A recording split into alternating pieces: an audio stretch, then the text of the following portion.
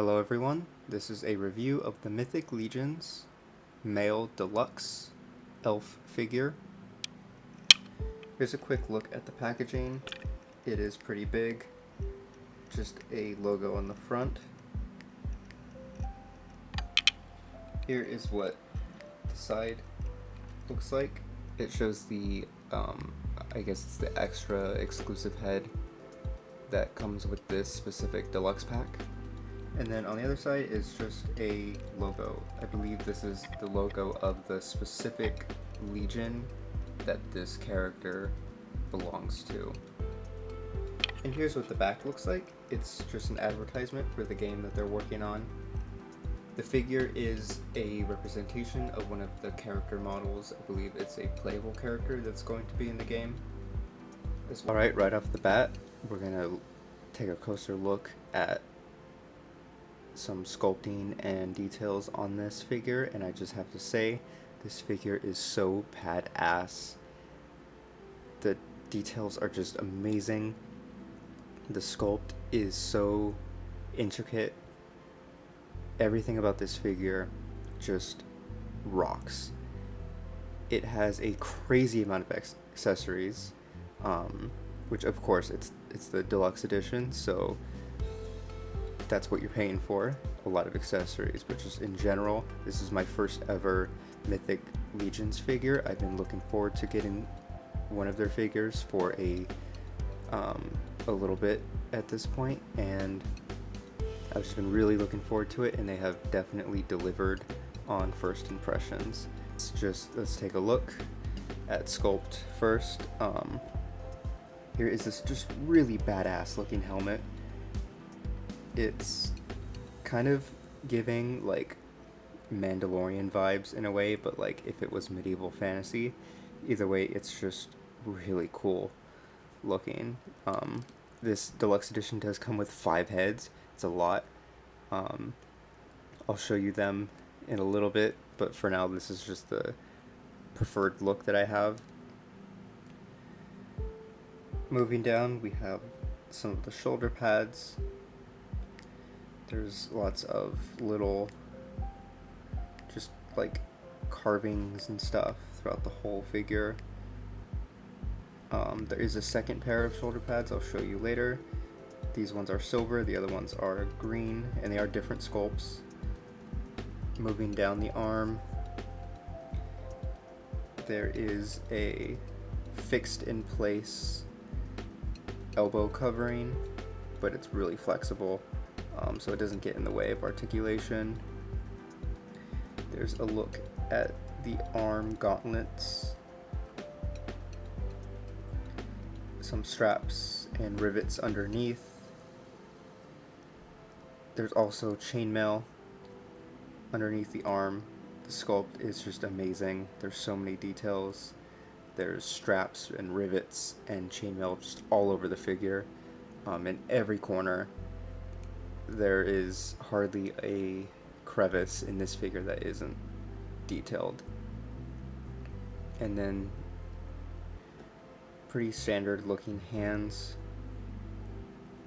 Looks like a glove with some more armor plating. Here's the chest. It's a very lovely green with lots of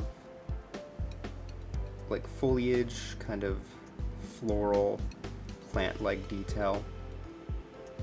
You'll see that too on the skirt piece. They look like leaves, which is really cool. It goes with the very like foresty elf vibe. There's also a belt in the middle, lots more straps and buckles on the side. If you lift this up, there is more chainmail on the upper thighs. This looks like some leather right here. And then there are some leg armor braces, coverings, whatever you want to call them, for the shins and the knees, and then also the feet. Kind of have like that classic knight's armor look to them. Interestingly, the The rivets on the top half are all silver, but the rivets just on the legs are bronze. Just that I'd point that out. That's an interesting detail. I'm not sure why they did that, but it doesn't really look horrible. Here's the back. Some more straps. The back of the thighs are pretty plain, but I think of it as leather, so it doesn't really need to be super detailed. This right here is flexible, just like the rest of the skirt. Here is a peg. They have universal pegs on the backs. Nothing comes with this figure specifically that can go in his back, but I know that other figures do come with accessories that kind of use this universal peg. And speaking of universal pegs, the shoulder pads do pop out, and that's just where you can pop in the other ones, or just leave it without any if you like. Something I love about the Mythic Legions line in general is just how customizable all of the figures are. You can just make so many different characters. Whatever you feel like creating, you could probably make. Moving on to articulation, right before I get to the accessories. Standard ball joint for the head. The heads do pop off at the neck and at the bottom of the head as well. So that's two different points to pop off for customization. Arms go out that high. That's pretty good for having that shoulder sculpt. It's really good that they can go up that high. They go down about that far, all the way around 360. Elbow joints go in. Pretty nice considering how much is there. And then the hands go all the way around, and then there's a little pivot up and down. There is a upper torso joint that goes all the way around, and then lower torso is on a peg that also moves a little bit. As you can see, it comes off, so you can replace it with the different torso. But when it's on all the way, just be careful not to pop it off. But it can twist around like that. If it goes further, I think you pop it off, so just be careful with that. Yeah, and then trying to rock it forward and back is a little risky. So that definitely could be improved upon, but you know, it's not too bad. The upper torso moves enough to justify that. Legs can kick out this far, back and forth as you would expect. Knee joints were a little tough out of the box, but they loosened up pretty quickly. They go back that far. There is a swivel at the knee. Feet move back and forth like that, and then an ankle pivot as well. Alright, moving on to accessories. As you can see, here is a different head that comes with it. This is a green elf. I would assume maybe some kind of royalty, because it looks like there's a crown here. The wash on the bone, sort of horns, looks really nice. They look like realistic bones. And then a bronze. The rest of the crown is bronze. It looks really nice. Really long hair with a braid in the back. And these are the other shoulder pads, the green ones. And then just to get through the rest of the heads, here is a hooded version. This is another long hair elf head. And then finally is one more green elf with the helmet, this helmet, but without the face mask. So that's cool to have that option. I forgot to mention, you do get this belt. It can go over the shoulder like I had it at the beginning, or it can go on the waist. Here is the scabbard you get for one of the swords, and that can just slide into the belt just like that. And then the sword that goes in there is this one-handed one right here, and it's the thinner of the two swords, the two smaller swords, so that just goes in like that. Here is the second one-handed sword. This one is a little broader with a lighter handle.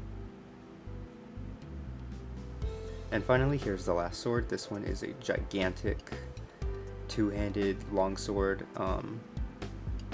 Maybe this one can pair up with the royalty head, because this kind of looks like a royal sort of king sword. Here is the mace. This is really long. It comes detached, or you can detach it like that. I'm sure there's other sort of like weapon heads from other figures that can kind of be customized with this long handle here. Probably the biggest of the weapons is this gigantic axe. It looks really cool. I think the hands can only hold it towards the top here, this thicker part. I don't think they can hold that well on the thinner part, but they do grip decently well on the thicker part. And just the shine of all the paint, all the metallics, the metals, everything on the weapons and the figure just looks amazing. They all look super cool, and the shines are just really nice to look at, especially in the light. Here is a shield. This is pretty simple compared to sort of how extravagant everything else looks. But yeah, just a handle on the back. Here's the quiver of arrows, another hook for the belt, if you want it on the hip or the back. Here is the gigantic bow and arrow. There's no give on the actual bow, but the string is elastic, which is pretty cool. I didn't know that until I opened it. And then the arrow can plug in right here. It can also come out if you want, but it is really cool to have the option of displaying it like it's mid pull. If you want, that looks really badass on the shelf, so I'm really glad that that was an inclusion. Here is the secondary torso. This one is bronze and a lot more battle damaged and weathered.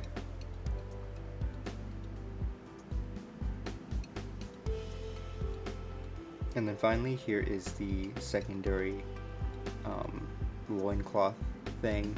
This one is bronze too, and you can pop this one out right there, and then it just kind of plugs in.